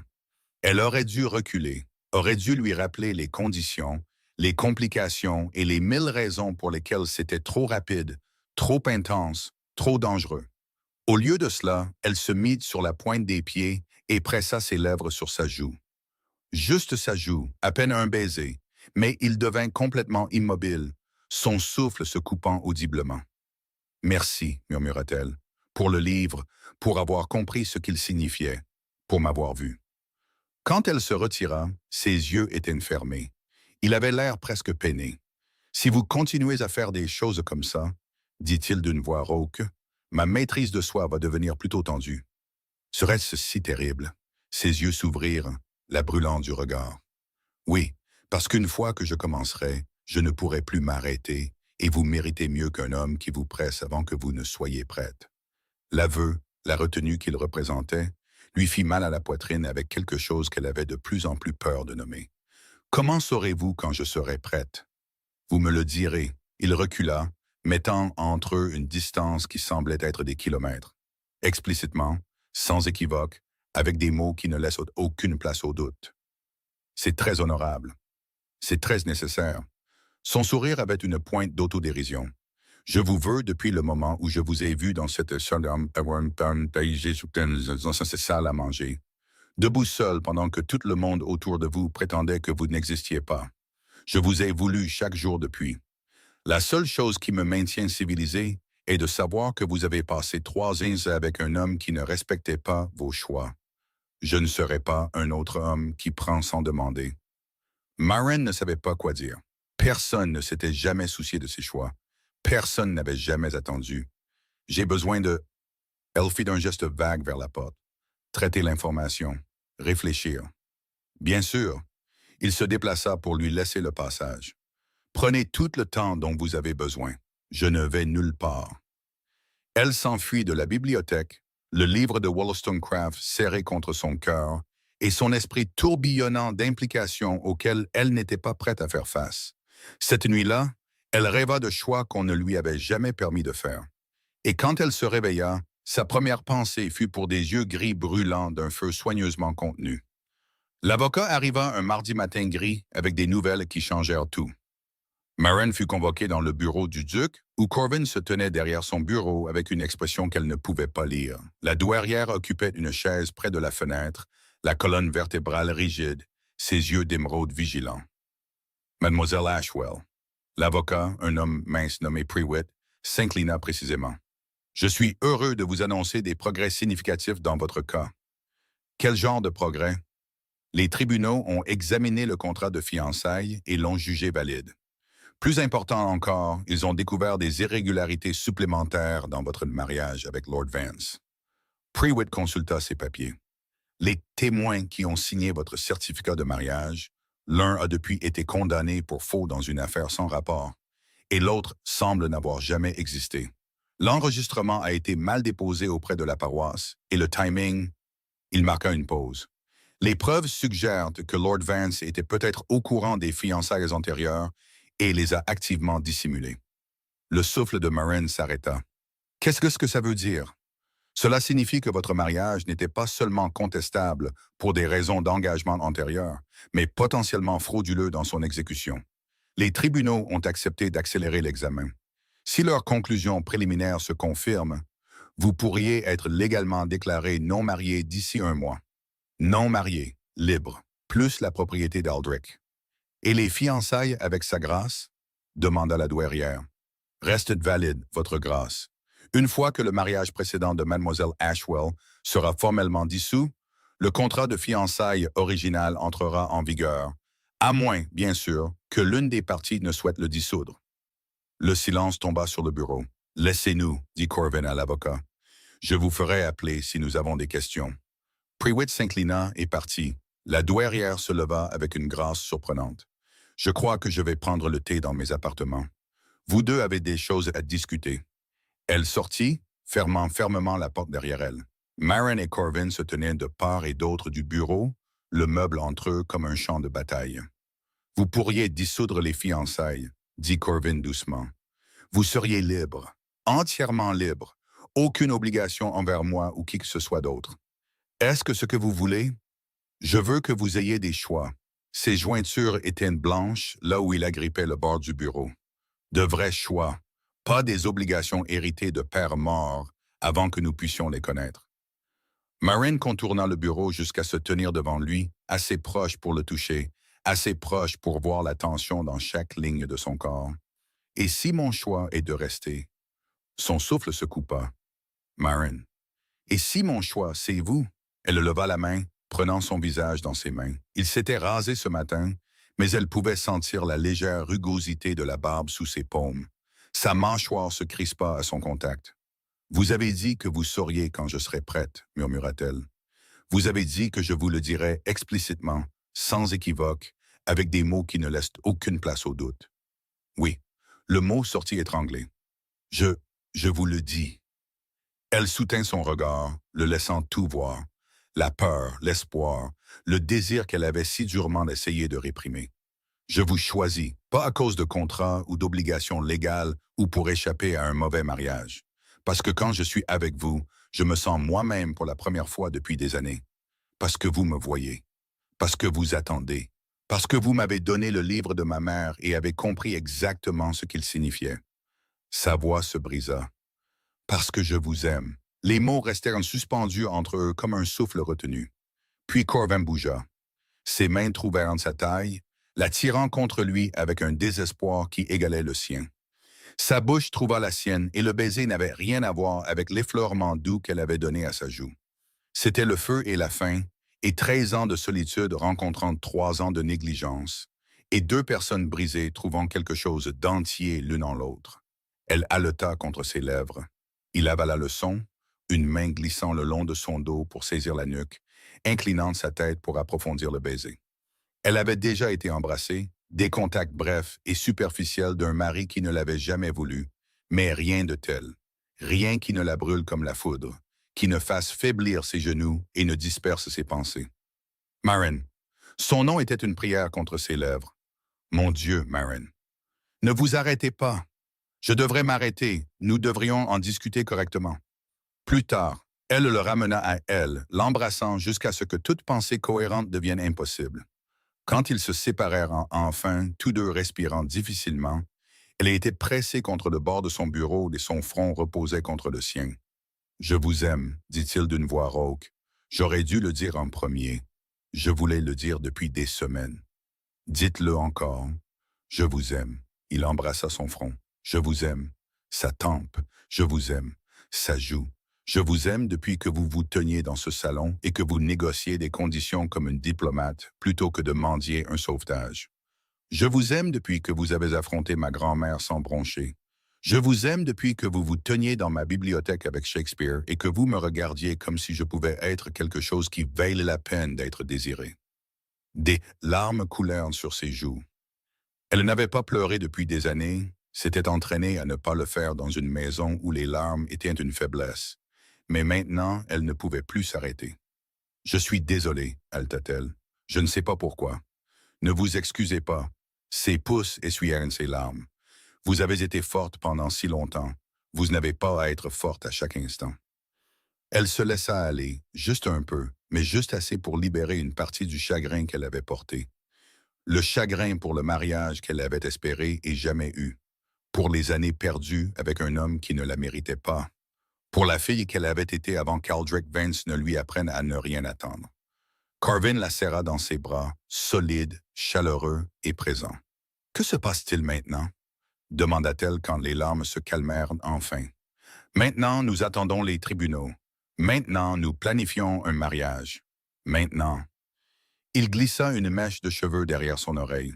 « Maintenant, nous commençons. » Elle sourit, un sourire larmoyant mais réel. « J'aime le son de ça. Je vous aime bien. » Il l'embrassa une fois de plus, doux et tendre. « Je vous aime énormément, Marianne Ashwell. » Ils se tenaient dans le bureau, enlacés, et pour la première fois depuis des années, l'avenir semblait être quelque chose à anticiper plutôt qu'à endurer. Aucun d'eux n'entendit le domestique entrer et se retirer, donc aucun d'eux ne vit le message qui arriverait le soir même, porteur de nouvelles qui allaient tout briser.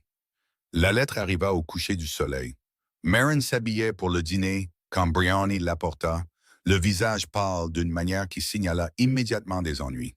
« Ceci est arrivé pour vous, milady, livré par l'homme de Lord Vance. » Aldrich. L'estomac de Marianne se noua alors qu'elle prenait l'enveloppe. Son nom était écrit de son écriture familière, l'écriture qu'elle avait autrefois trouvée élégante et qu'elle reconnaissait maintenant comme simplement négligente. « Ma très chère épouse », commençait la lettre. La moquerie était évidente même dans l'encre. Quelle distraction d'entendre parler de vos aventures avec Thornhaven. Le beau monde est en ébullition. Quel scandale! Quel drame! J'avoue que j'ai été terriblement amusé, mais je crains que le divertissement ne doive prendre fin. Vous voyez, j'ai parlé à mes propres avocats et ils ont découvert quelque chose de plutôt gênant à propos de votre précieux contrat de fiançailles. Il semble que le document nécessite plus que la signature de votre père pour être contraignant. Il nécessite la preuve que les deux parties ont consenti à l'âge légal, ce qu'aucun de nous n'était au moment de la signature.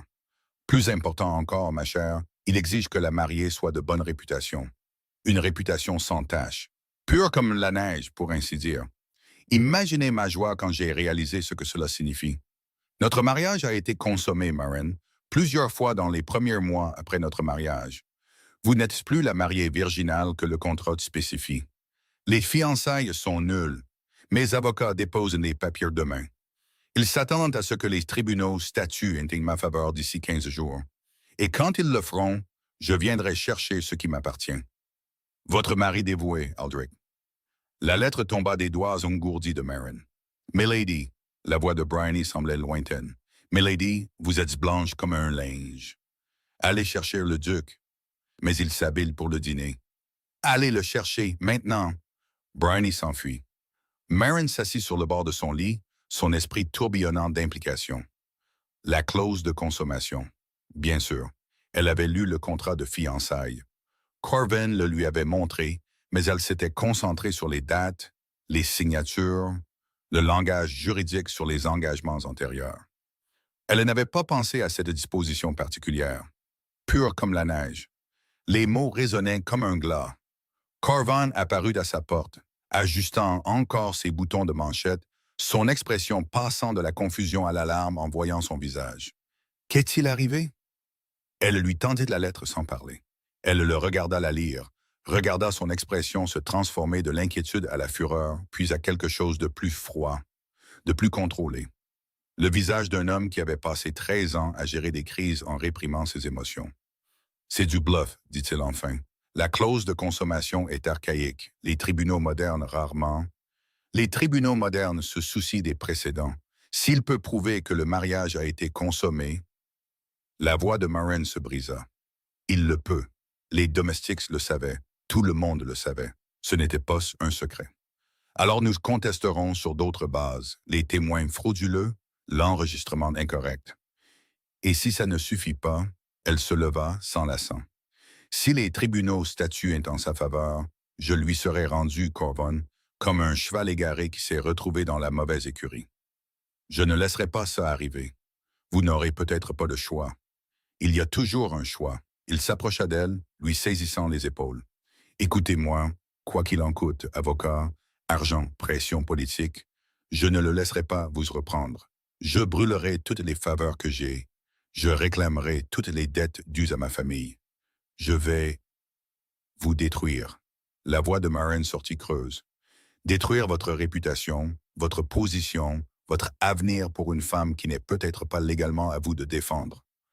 Vous êtes à moi de défendre, à tous les égards qui comptent, mais pas selon la loi. Elle se dégagea de son emprise. Si les tribunaux statuent contre nous, je suis sa femme, et légalement, de manière contraignante, et tout ce que vous ferez pour interférer deviendra un crime. Le silence s'abattit entre eux. Que voulez-vous dire? Demanda Corvin doucement. Je dis, les mots se coincèrent dans sa gorge. Je dis que peut-être votre grand-mère avait raison. Peut-être que ça allait toujours mal finir. Peut-être que j'ai été stupide de croire que quelqu'un comme moi pouvait s'échapper. Ne faites pas ça. Ne pas faire quoi? Affronter la réalité? Des larmes coulèrent sur ses joues. Je n'aurais jamais dû me laisser vous aimer. Je n'aurais jamais dû me laisser croire que ça pouvait marcher. J'étais la femme de quelqu'un d'autre, Corvin. Je le suis toujours. Apparemment, et tous nos espoirs, tous nos plans, elle fit un geste impuissant. Aldrich gagne toujours. Il trouve toujours un moyen. Pas cette fois. Vous ne le connaissez pas. Vous ne savez pas de quoi il est capable. Je sais exactement de quoi il est capable. La voix de Corvin se durcit. Je l'enquête depuis des mois. Ses dettes, ses combines, sa traînée de femmes détruites. C'est un prédateur, Maren, un parasite. Et je ne le laisserai pas vous consumer. Elle voulait le croire. Mon Dieu, elle voulait le croire. Mais la lettre d'Aldrich avait déverrouillé quelque chose en elle. Une porte qu'elle avait gardée soigneusement scellée, derrière laquelle se terrait la femme brisée qui avait passé 3 ans à apprendre que l'espoir n'était qu'une déception retardée. « J'ai besoin d'être seule, murmura-t-elle. Maren, s'il vous plaît. » Elle ne pouvait pas le regarder. « J'ai besoin de réfléchir. J'ai besoin d'être seule. » Il resta là un moment angoissant. Puis, doucement. « Je serai dans mon bureau. Quoi que vous décidiez, je serai là. » Il partit. La porte se referma derrière lui. Maren s'effondra sur son lit et fixa la lettre d'Aldrich qui gisait sur le sol comme une chose empoisonnée. 3 ans de mariage lui avaient appris exactement ce que son mari était prêt à faire pour gagner. Il la reprendrait, non pas parce qu'il la voulait, mais parce que la perdre au profit d'un duc nuirait à son orgueil. Il la punirait d'être partie, lentement et complètement, jusqu'à ce qu'elle se brise complètement, à moins qu'elle ne se brise la première. Elle regarda autour de la suite Glycine, la belle pièce qui avait semblé être un sanctuaire, et commença à faire ses bagages. À minuit, elle était partie. Corvin découvrit son absence à l'aube. Le cri de rage qui lui échappa en voyant sa chambre vide, ses affaires emballées disparues, son livre de Wollstonecraft laissé sur l'oreiller. Ce son entrait des domestiques pendant des années. « Trouvez-la !» Sa voix tremblait d'une fureur à peine contenue. Fouillez chaque relais de poste entre ici et Londres, chaque route, chaque village, chaque... Elle est partie chez sa mère. La douairière l'interrompit, entrant dans la pièce avec une lettre à la main. Elle a laissé ça pour vous. Il la lui arracha des mains. Corvin, pardonnez-moi. Je ne peux pas vous laisser vous détruire en menant une bataille que nous ne pouvons pas gagner. La revendication d'Aldrich est peut-être frauduleuse, Maren, mais le prouver prendra des mois que nous n'avons pas. Le temps que les tribunaux statuent, il aura trouvé d'autres moyens de vous détruire. Votre réputation, vos relations, votre position au Parlement. Je ne serai pas la cause de votre ruine. Je retourne chez ma mère, pas chez Aldrich, jamais chez lui. Mais je ne peux pas rester à Thornhaven pendant que tout cela se joue. Chaque jour que je reste vous rend plus vulnérable. S'il vous plaît, ne me suivez pas. Laissez les avocats travailler. Laissez les tribunaux décider. Et si la décision est contre nous, laissez-moi partir. Vous m'avez appris ce que signifiait être apprécié. Ce cadeau me portera à travers tout ce qui viendra ensuite, avec un amour qui ne diminuera jamais, Maren. Elle pense qu'elle me protège, dit Corvin d'une voix creuse. Elle pense qu'elle vous protège tous les deux. La voix de la douairière était étonnamment douce. Elle a tort, bien sûr. Fuir n'a jamais rien résolu, mais ses intentions sont nobles. Des intentions nobles ne la protégeront pas d'Aldrich. Non, c'est vrai, la douairière se plaça à côté de lui. C'est pourquoi vous allez la suivre. Il regarda sa grand-mère avec surprise. Vous avez désapprouvé cette union depuis le début. J'ai désapprouvé les circonstances, le scandale, le potentiel de désastre. Elle croisa son regard fermement.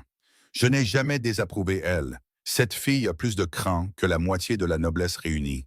Et elle vous aime, sincèrement. Pas pour votre titre ou votre fortune. Savez-vous à quel point c'est rare? Je sais. Alors arrêtez de rester là et allez la chercher. La douairière se redressa, l'acier revenant dans sa colonne vertébrale. Je gérerai les avocats, je gérerai les tribunaux, je gérerai Aldrich Vance s'il ose montrer son visage. Mais vous devez ramener cette fille à la maison. Carving embrassa le front de sa grand-mère, un geste si inattendu qu'elle en eut le souffle coupé. Puis il disparut. La mère de Maren vivait dans un modeste cottage près de Winchester. Le genre de pauvreté distinguée qui venait d'une bonne éducation et d'une mauvaise fortune. Corvin arriva en fin d'après-midi. Son cheval était couvert de sueur. Son apparence si sauvage que la femme âgée qui ouvrit la porte faillit la lui refermer au nez. « Je cherche Maren Ashwell. Est-elle ici? » Qui demande? Corvin Thorne, duc de Thornhaven. Il se força à respirer. « S'il vous plaît, j'ai besoin de la voir. » La femme, Elspeth Ashwell, réalisa-t-il, la mère de Maren, l'étudia avec des yeux qui possédaient la même intelligence féroce que sa fille. « Vous êtes celui qui l'a enlevée à son mari. Je suis celui qui lui a donné le choix. Et elle a choisi de partir. Et maintenant, elle a choisi de rentrer à la maison, parce qu'elle pense qu'elle me sauve de moi-même. » Il s'approcha, le désespoir transparaissant à travers son contrôle prudent. « Madame Ashwell, votre fille croit qu'elle est un fardeau. Elle croit que son passé la rend indigne d'un avenir. Elle croit qu'Aldrich Vance a gagné simplement parce qu'il est prêt à se battre salement. Et vous n'êtes pas d'accord? Je crois qu'elle est la femme la plus courageuse que j'ai jamais rencontrée. Je crois qu'elle mérite un bonheur qu'on ne lui a jamais permis d'avoir. Et je crois, sa voix se brisa, je crois que je l'aime plus que tout ce que j'ai jamais aimé. Et je passerai le reste de ma vie à prouver qu'elle a fait le bon choix, si elle me le permet. » De l'intérieur du cottage vint un son, un petit sanglot étouffé. Elspeth Ashwell sourit. « Elle est dans le jardin, dit-elle, s'écartant. Par la cuisine, sortez par l'arrière, essayez de ne pas piétiner mes légumes. » Il la trouva assise sur un banc de pierre sous un pommier nu, enveloppée dans un châle qui semblait plus vieux qu'elle. Son visage était strié de larmes qu'elle n'avait pas pris la peine de cacher. « Vous ne devriez pas être ici, dit-elle sans lever les yeux. Vous n'auriez pas dû partir. Je devais le faire. » Non, il s'agenouilla devant elle, prenant ses mains froides dans les siennes.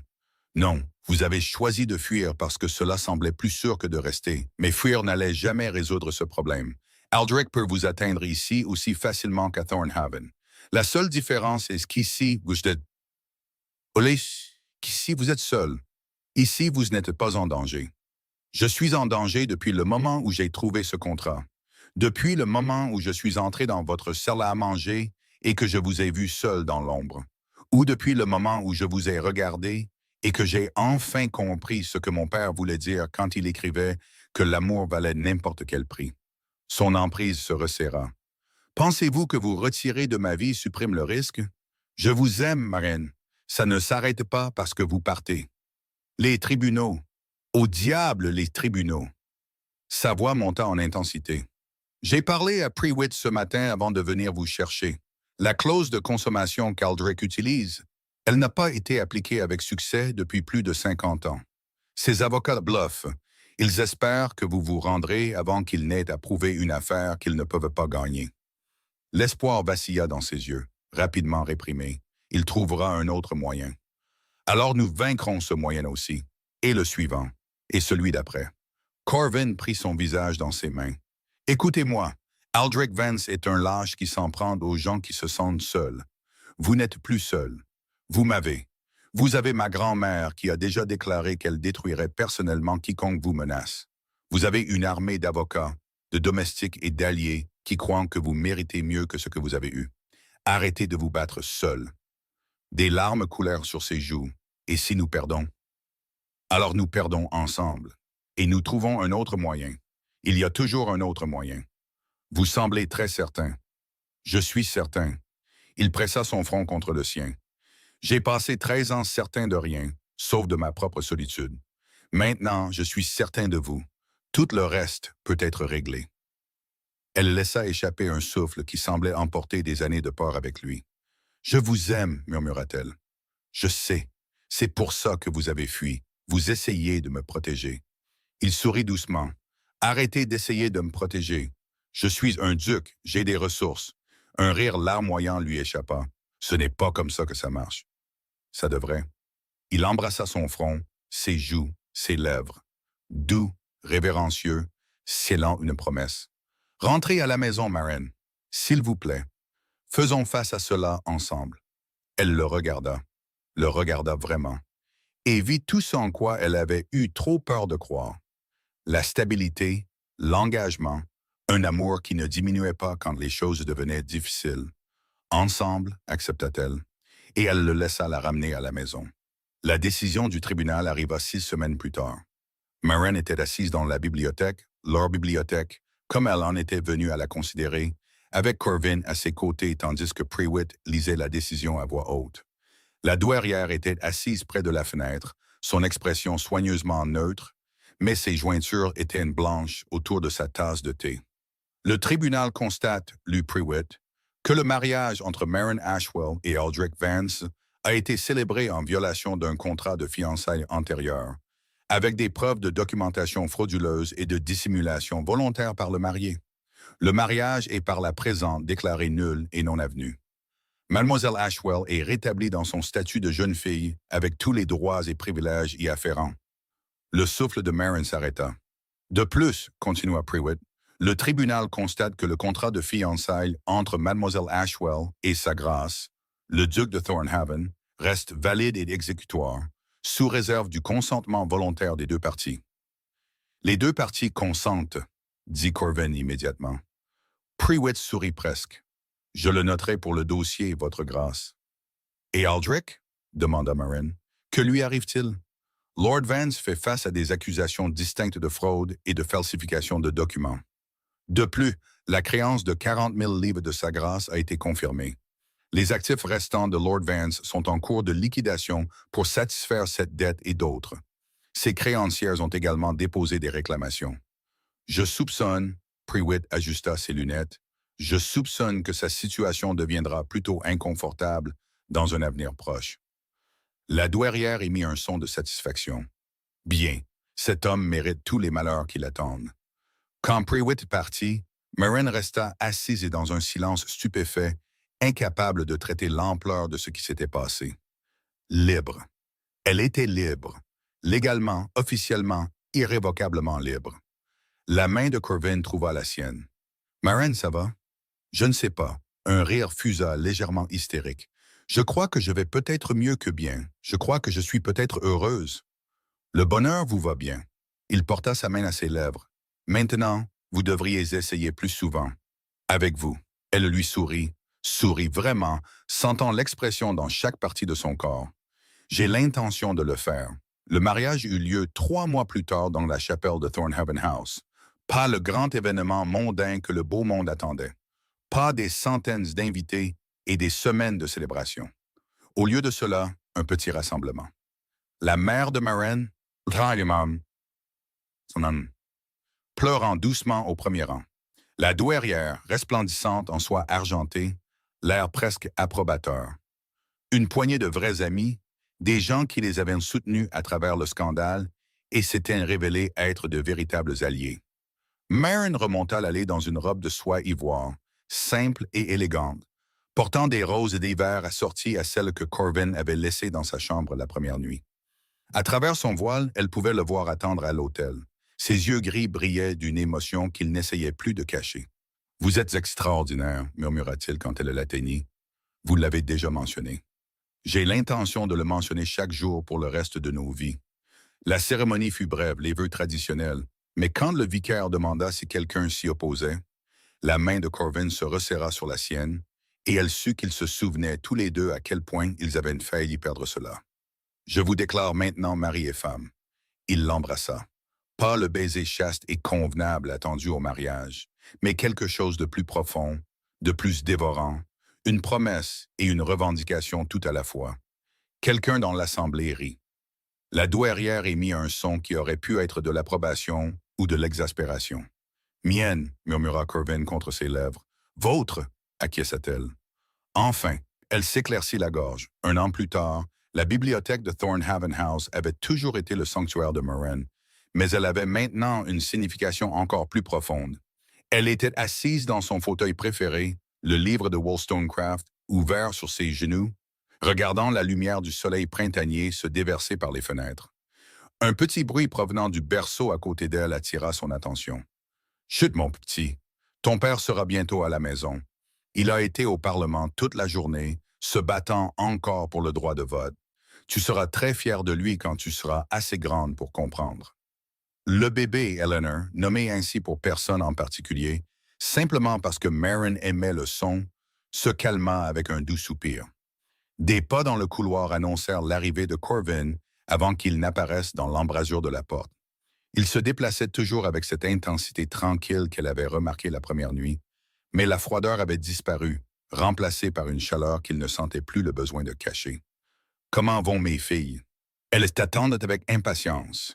Marin sourit alors qu'il se dirigeait vers le berceau, soulevant Eleanor avec la révérence prudente d'un homme qui ne pouvait toujours pas croire à sa chance. « Ta grand-mère a envoyé une autre lettre au fait.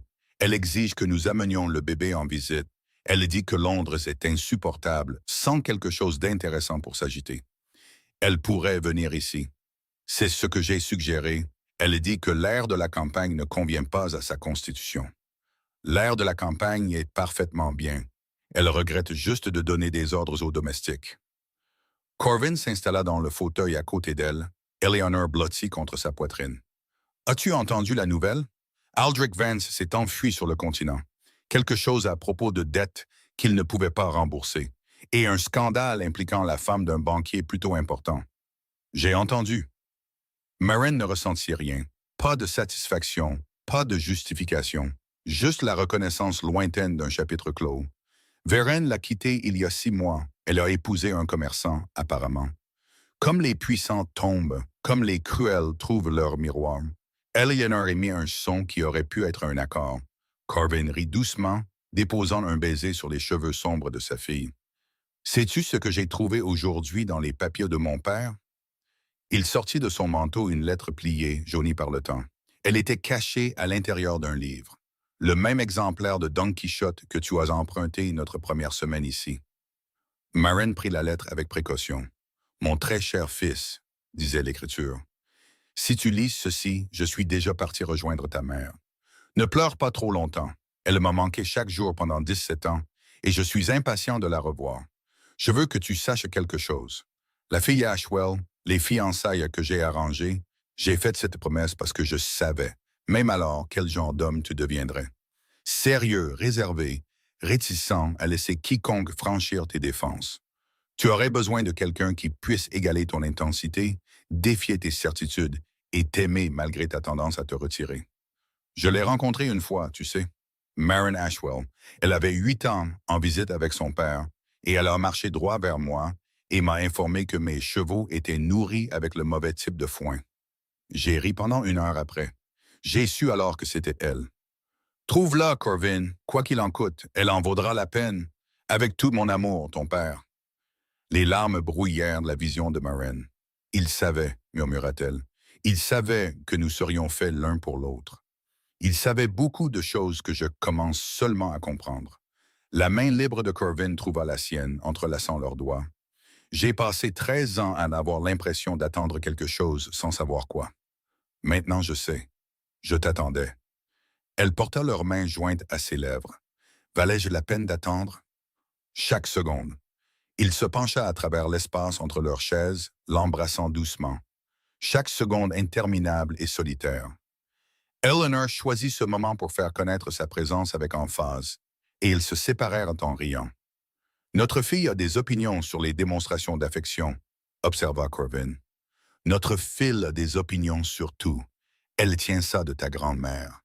Que le ciel nous vienne en aide. Maren se pencha en arrière dans son fauteuil, regardant son mari apaiser leur enfant avec des mots doux et un balancement patient. La bibliothèque les entourait de l'odeur des livres et de la chaleur du soleil de fin d'après-midi. Quelque part dans la maison, la douairière terrorisait probablement les domestiques et planifiait les débuts d'Eleanor dans 17 ans. Cette vie, cette famille était née d'un accident et d'un scandale, d'un contrat oublié et d'une fuite nocturne, de deux personnes brisées qui avaient trouvé quelque chose d'entier l'une en l'autre. Elle pensait parfois à Aldrich, de la manière abstraite dont on se souvient d'une tempête passée. Il avait essayé de lui apprendre qu'elle ne valait rien. Il avait échoué. Elle pensait à son père, qui avait fait une promesse qu'il ne pouvait pas tenir et avait passé ses dernières années à s'en excuser. Il lui avait donné un avenir qu'il n'a jamais pu voir. Surtout, elle pensait à Corvin, son mari, son partenaire, sa maison. « Eh bien, à quoi penses-tu » demanda-t-il, la surprenant en train de le regarder. « Au choix, dit-elle, et à la façon dont le bon peut tout changer. » Il sourit, le sourire plein et sans réserve qu'elle considérait toujours comme sa plus grande réussite. « La nuit où j'ai trouvé ce contrat, je pensais que je résolvais juste une curiosité juridique. Je n'avais aucune idée que je trouvais tout mon avenir. Moi non plus. » Elle lui rendit son sourire. « Mais je suis reconnaissante chaque jour. » Eleanor s'endormit dans les bras de son père. Le soleil de printemps poursuivit sa lente descente vers le soir.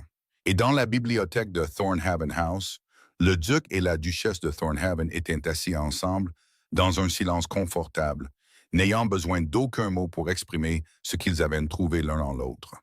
Certaines histoires commencent « Oh, il était une fois ».